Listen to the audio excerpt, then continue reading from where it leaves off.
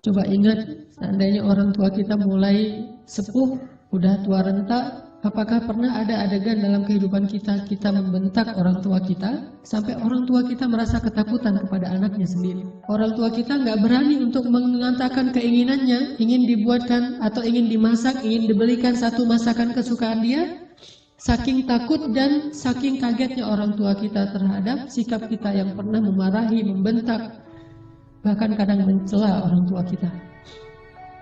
Coba ingat adegan itu yang pernah terjadi di suatu pagi di rumah kita kepada orang tua kita.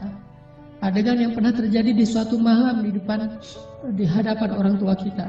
Bahkan kadang kita pernah memarahi orang tua kita sampai dia malu di hadapan orang banyak, di hadapan saudara-saudara kita, di hadapan saudara-saudaranya, di hadapan orang banyak yang dia tidak kenal, mungkin di jalan, mungkin di pasar, mungkin di mall, mungkin dimanapun. Karena kita kecewa kepada orang tua kita, lalu kita marahi orang tua kita habis-habisan di depan orang banyak. Sampai orang tua kita merasa sedih, kecewa, lalu merasa takut kepada anak yang dulu sering dia gendong.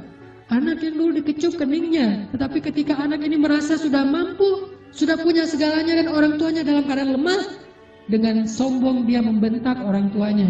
Dengan sombong dia memarahi orang tuanya, tanpa pernah peduli dan tidak pernah lagi ingat bagaimana dulu dia diperlakukan oleh ayah ibunya. Ingat, adegan itu pernah terjadi dalam kehidupan kita.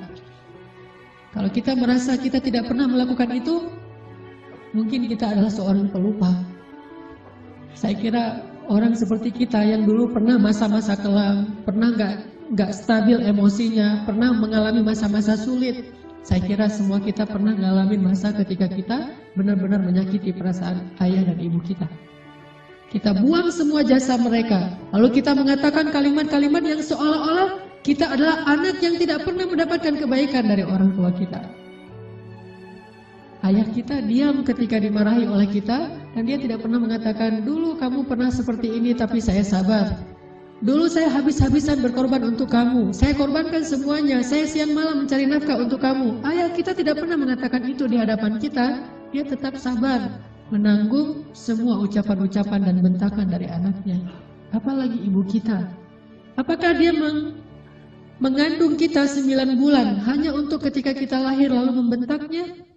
Dia mengandung kita 9 bulan dalam kepayahan, gak bisa duduk, gak bisa tidur, gak bisa berdiri, jalan kemana-mana berat. Apakah hanya untuk melahirkan seorang anak yang congkak, sombong, yang kemudian membentak ibunya hanya karena kesalahan kecil yang dilakukan ibunya? Ingat, adegan itu pernah terjadi dalam kehidupan kita. Lalu coba baca perintah Allah. Sehingga pantas jika Allah Subhanahu wa Ta'ala sangat murka kepada anak sesoleh apapun dia, ahli tahajud sekalipun, tinggal di Masjidil Haram sekalipun, kalau dia durhaka kepada ayah ibunya, ini tidak ada nilainya di mata Allah Subhanahu wa Ta'ala.